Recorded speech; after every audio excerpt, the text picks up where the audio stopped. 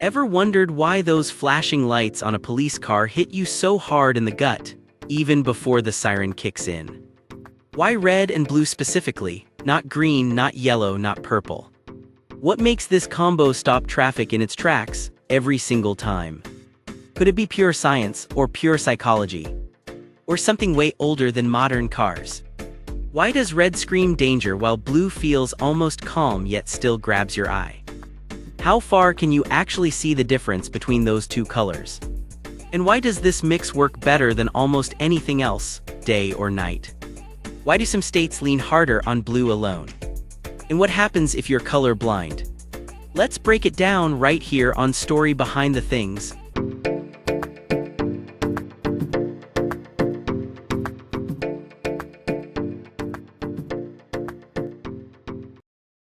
Those lights did not just appear out of nowhere. Back in the 1940s, police cars had one simple red beacon, usually mounted on the fender or roof. It was basically a spotlight with the word "stop" painted on the glass. Cars moved slower then. Traffic was lighter. One red light was enough to get attention. But roads got busier. Speeds went up. Night driving exploded. Suddenly, that single red glow started blending into a sea of brake lights. Drivers would glance and think someone just slowed down, not an emergency. That was a problem. So departments started experimenting. They added more lights, rotating beacons, then full light bars that could be seen from every angle. And somewhere in the 1960s, blue entered the picture. Why blue? Europe had already been using it. During World War II, Germany switched emergency lights to cobalt blue. Red stood out too much from the air during blackouts. Blue scattered differently, harder for enemy planes to spot from high altitude.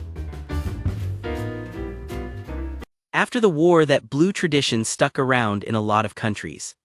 American departments noticed. Blue cut through fog better at night. It stood out against city lights. And it did not look like any regular car light on the road. Red still carried the heavy meaning. Stop signs, traffic lights, blood, danger, your brain is wired to react to red fast. But red alone has a weakness. At night it can wash into the background of other red taillights. In rain or fog it loses punch. Blue is the opposite. It is rare in nature. Studies show blue appears in only about 15% of natural environments. Your eye notices it almost instantly, especially in daylight. Put red and blue together and you get high contrast. Research shows people can tell the difference between those two flashing colors from nearly a mile away. That is not marketing, that is measured visibility. There is more. Color blindness affects millions of drivers. The most common type makes red and green hard to separate. But almost no one is completely blind to both red and blue. So if your eyes miss one color, the other still hits. That is not an accident. Departments leaned into it because it covers more people. Daytime red punches harder. Nighttime blue cuts farther through darkness.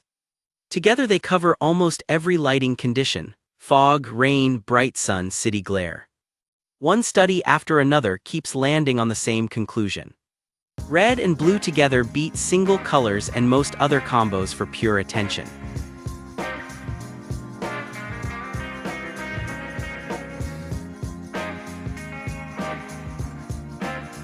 Psychology plays a quiet role too. Red triggers urgency. Your heart rate can tick up a little when those flashes hit. Blue softens it just enough so the signal feels official rather than pure panic. The flashing itself matters. A steady light can blend into background. Rapid alternation forces the brain to keep looking. It is almost impossible to ignore. That is why the pattern is designed the way it is, not random, calculated to override the normal flow of traffic attention.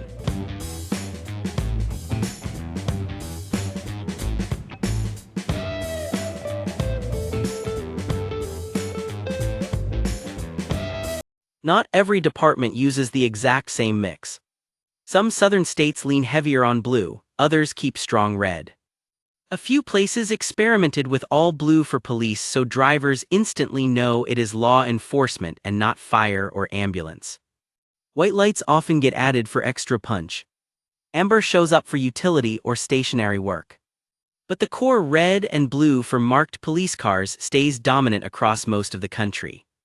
It is not about the American flag, that is just a lucky coincidence. It is about what the human eye and brain respond to fastest under pressure.